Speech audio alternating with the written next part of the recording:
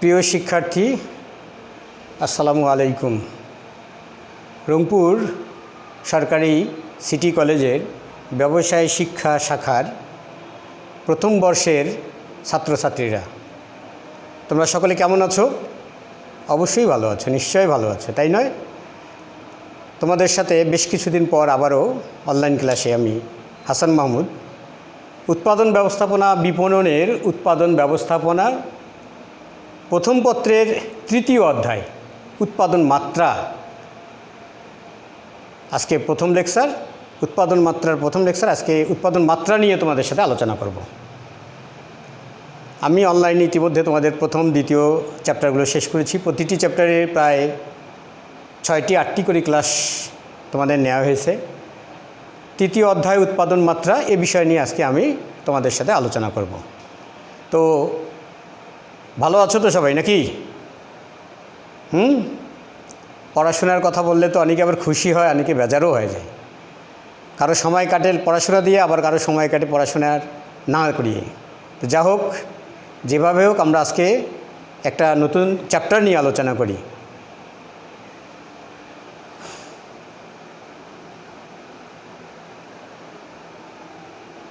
আজকের আলোচনার বিষয়ে দেখো, তোমরা যদি বোর্ডের দিকে তাকাও তাহলে দেখতে পারবে আমাদের আজকের আলোচনা উৎপাদন ব্যবস্থাপনা ও বিপণন প্রথম পত্র।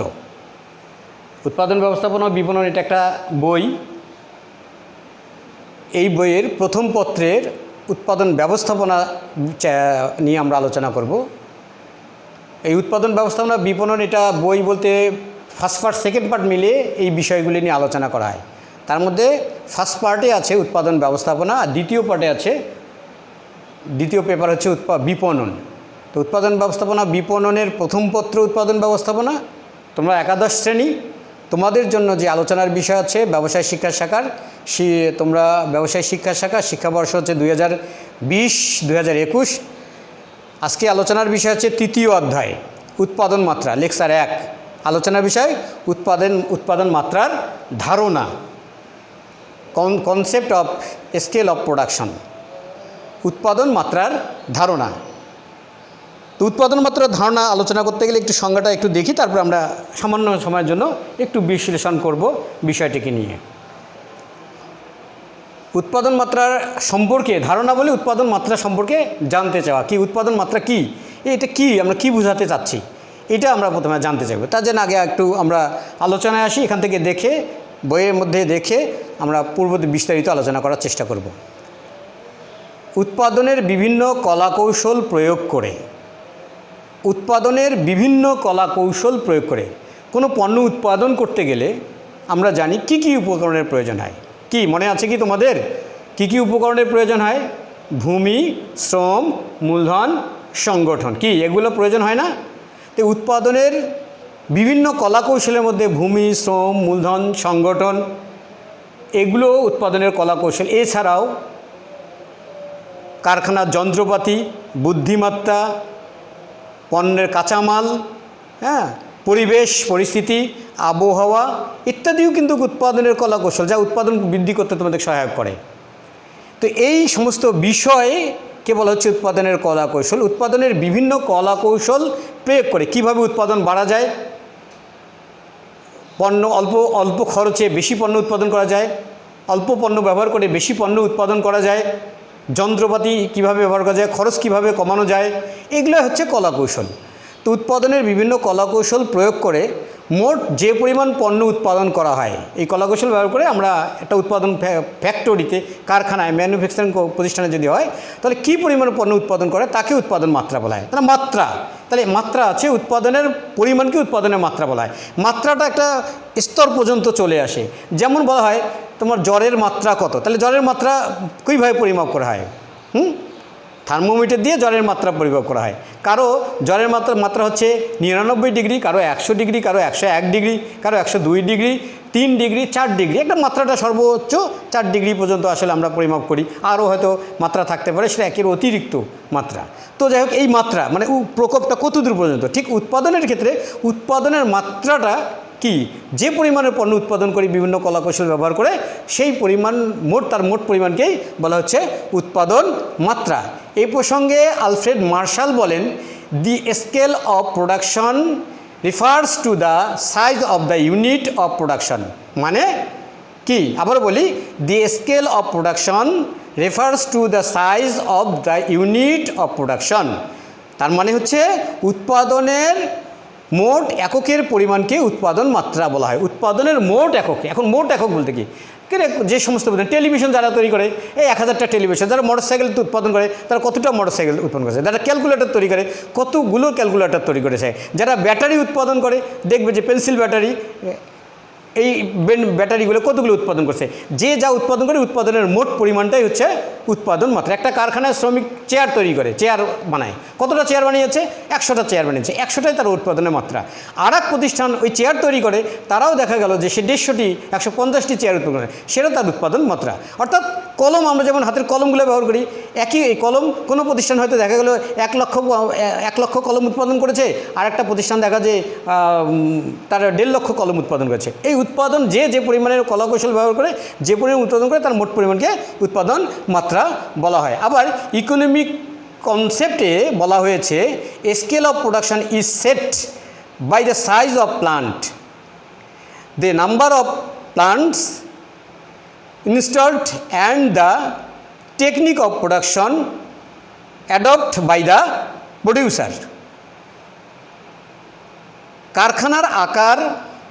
কারখানার আকার, যন্ত্রপাতির সংখ্যা এবং উৎপাদন কর্তৃক গৃহীত উৎপাদন কলা কৌশল এর সমষ্টিগত রূপকেই উৎপাদন মাত্র বলা হচ্ছে।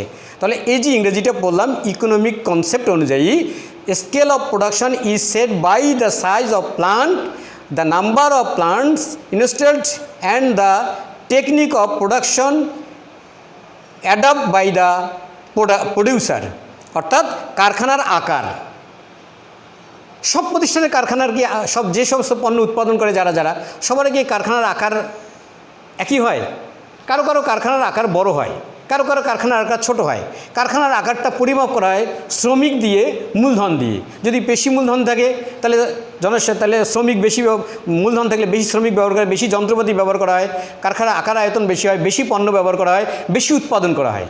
আবার কোনো প্রতিষ্ঠানের আকার আয়তন ছোট, তাহলে উৎপাদন পরিমাণ ছোট হয়। তাহলে এইটা কি নির্ভর করছে কারখানার আকারের উপর স্থাপিত যন্ত্রপাতির সংখ্যা, কী পরিমাণে পণ্য উৎপাদন করার জন্য আমরা নানা ধরনের যন্ত্রপাতি তৈরি করি। স্পিনিং মিলগুলোতে সুতো তৈরি হচ্ছে, এখন নানা ধরনের সুতার নানা ধরনের যন্ত্রপাতি ব্যবহার হচ্ছে। সমস্ত পণ্য উৎপাদন করার পিছনে অনেক ধরনের যন্ত্রপাতি ব্যবহার করে। তো এই বলা হচ্ছে স্থাপিত যন্ত্রপাতির সংখ্যা এবং উৎপাদক কর্তৃক, যিনি উৎপাদন করবেন তিনি কর্তৃক গৃহীত উৎপাদনের কৌশলের সমষ্টিগত রূপকেই উৎপাদন মাত্রা বলা হচ্ছে। মূলত ভূমি, শ্রম, মূলধনের পরিমাণ বাড়লেই উৎপাদন বৃদ্ধি পায়, এতে উৎপাদনের মাত্রা সম্প্রসারিত হয়। তাহলে আমরা যে বিষয়টা জানি, উৎপাদন মাত্রা বলতে একটি প্রতিষ্ঠান, তার একটি উৎপাদনকারী প্রতিষ্ঠান, তার ম্যানুফ্যাকচারিং কোম্পানি তার বিভিন্ন কলাকৌশল ব্যবহার করে যে পরিমাণে উৎপাদন করে তার মোট পরিমাণকে উৎপাদন বলা হয়। আর এই কলাকৌশলগুলো হতে পারে কলাকৌশল হতে পারে যন্ত্রপাতি, জনসংখ্যা, মূলধন, শ্রমিক, কারখানার আয়তন, হ্যাঁ, ইত্যাদিকে সমষ্টিগত এই সমস্ত উপকরণ ব্যবহার করে বুদ্ধিমত্তা, টেকনোলজি, নানান ধরনের কিছু ব্যবহার করে যে যত বেশি উৎপাদন করে তার মোট পরিমাণকে উৎপাদন মাত্রা বলা হয়। মূলত ভূমি, শ্রম, মূলধনের পরিমাণ বাড়লে উৎপাদন বৃদ্ধি পায়, এতে উৎপাদনের মাত্রা সম্প্রসারিত হয়। যদি যে ভূমি, শ্রম আর মূলধন এই তিনটা উপকরণ বেশি ব্যবহার করে, যে যত বেশি ব্যবহার করবে তার উৎপাদনের মাত্রা তত বেশি হবে, যে কম ব্যবহার করবে তার উৎপাদনের মাত্রা কম ব্যবহার হবে। দেখা গেল কোনো একজন প্রতিষ্ঠান, মিস্টার এক্স লিমিটেড কোম্পানি, তিনি তার প্রতিষ্ঠানের মূলধনের পরিমাণ 10 লক্ষ টাকা এবং তার শ্রমিকের পরিমাণ দেখা যাচ্ছে যে শ্রমিক হচ্ছে তার 40 জন।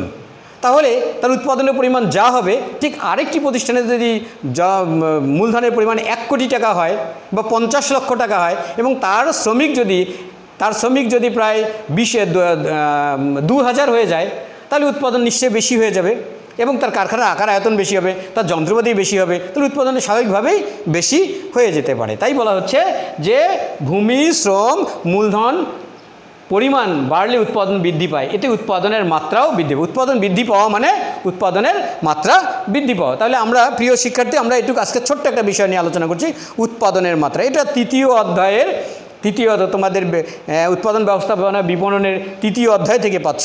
এইখান থেকে আমরা উৎপাদনের মাত্রা আলোচনা করলাম। এই উৎপাদন মাত্রা আলোচনা করে আমরা যে কয়েকটি গুরুত্বপূর্ণ বিষয় উপধাবন বুঝতে পারি, জানতে পারি, সেটা হচ্ছে গুরুত্বপূর্ণ কয়েকটি বিষয় আমরা দেখতে পারি। সেগুলো হচ্ছে উৎপাদন মাত্রা হলো মোট উৎপাদনের পরিমাণ। তো উৎপাদন মাত্রা বলতে এক কথায় যে মোট পরিমাণ উৎপাদন করে তাকে উৎপাদন মাত্রা বলা হয়। উৎপাদনের উপকরণ বৃদ্ধি পেলে উৎপাদন মাত্রা বৃদ্ধি পাবে। উৎপাদনের উপকরণ বৃদ্ধি পেলে উৎপাদন মাত্রা বৃদ্ধি হবে। তোমার বাড়িতে যদি তুমি পরিবারে জনসংখ্যা যদি 10 জন হও, তাহলে উৎপাদন অর্থাৎ ভাত রান্না করে যদি খাদ্য যদি তৈরি করে, তাহলে নিশ্চয়ই বেশি করে তৈরি করতে হবে। আবার যে পরিবারে 2 জন, তাহলে উৎপাদনের পরিমাণ নিশ্চয়ই কম হবে। যে কারখানায় শ্রমিক সংখ্যা বেশি, মূলধন বেশি, অবকাঠামো বেশি, যন্ত্রপাতি বেশি, কারখানার আকার আয়তন বেশি, সে সকল উৎপাদন বেশি হবে। আর যার আকার আয়তন, আকৃতি, জনসংখ্যা, মূলধন, শ্রমিক ইত্যাদি, প্রযুক্তি, সমস্ত কিছু যন্ত্রপাতি এগুলো সব কম, তার উৎপাদনের পরিমাণ কম হবে। তাই বলেছে উৎপাদনের উপকরণ বৃদ্ধি পেলে উৎপাদন মাত্রা বৃদ্ধি পাবে, উপকরণের হ্রাস পেলে উৎপাদনের মাত্রা কমে যাবে। এর মাধ্যমে ব্যবসায় সম্প্রসারিত হয়। উৎপাদন মাত্রা বৃদ্ধি পেলে তো ব্যবসায় সম্প্রসারণ হবে, ব্যবসায়ী উৎপাদন বাড়াবে, উৎপাদন বৃদ্ধি পাবে, বৃদ্ধি প্রাপ্ত উৎপাদন বাজারে বিক্রি করবে, বেশি মুনাফা লাভ করবে। অতিরিক্ত মুনাফা লাভ করলে নিজে কিছু ভোগ করবে, আর ওতে সঞ্চিত মুনাফা দ্বারা আবার কারখানা সম্প্রসারণ করবে। সুতরাং উৎপাদন বৃদ্ধি পেলে কি হয়? ব্যবসায় সম্প্রসারিত হয়। এটি ক্ষুদ্র, মাঝারি এবং বৃহদায়তন হয়। এই প্রতিষ্ঠানগুলো হয় ক্ষুদ্র, মাঝারি এবং বৃহদায়তন। ক্ষুদ্রর মধ্যে আছে একটা অতি ক্ষুদ্র, আর একটা ক্ষুদ্র, মাঝারি, বৃহদায়তন। এই 4 শ্রেণীর উৎপাদন, এই 4 শ্রেণীর প্রতিষ্ঠানগুলো এই 4 শ্রেণীর হয়ে থাকে। তো আমরা আজকের আলোচনা থেকে যা শিখলাম তা হলো উৎপাদক কর্তৃক গৃহীত কৌশলের মধ্যে মোট যে পরিমাণ পণ্য উৎপাদন করা হয় তাকেই উৎপাদন মাত্রা বলা হয়। তো প্রিয় শিক্ষার্থী, ছোট্ট একটা বিষয় নিয়ে আলোচনা, অল্প সময়ের জন্য, তোমাদের অনেক সময় আমি মোবাইলের সামনে ধরে রাখতে চাই না। হ্যাঁ, তো ছোট্ট একটু সময় নিয়ে তোমাদের একটা বিষয় আলোচনা করলাম। দয়া করে যদি তোমরা বাড়িতে এই উৎপাদন ব্যবস্থাপনা বিপণনের তৃতীয় অধ্যায়ের প্রথম চ্যাপ্টারের তৃতীয় অধ্যায়ের প্রথম স্তবকটুকু দেখো, উৎপাদন মাত্রার ধারণা, তাহলে অবশ্যই আমার আলোচনার সাথে বইয়ের আলোচনা যদি দেখো, তাহলে অতি সহজেই তোমাদের মধ্যে এটা আয়ত্তে এসে যাবে। এবং এখান থেকে যদি কোনো প্রশ্ন হয়, তাহলে তোমরা সেই প্রশ্নের উত্তর দিতে পারবে। তাহলে সকলে ভালো থেকো, সুস্থ থেকো, নিরাপদ দূরত্বে বজায় রেখে চলো। আল্লাহ হাফেজ।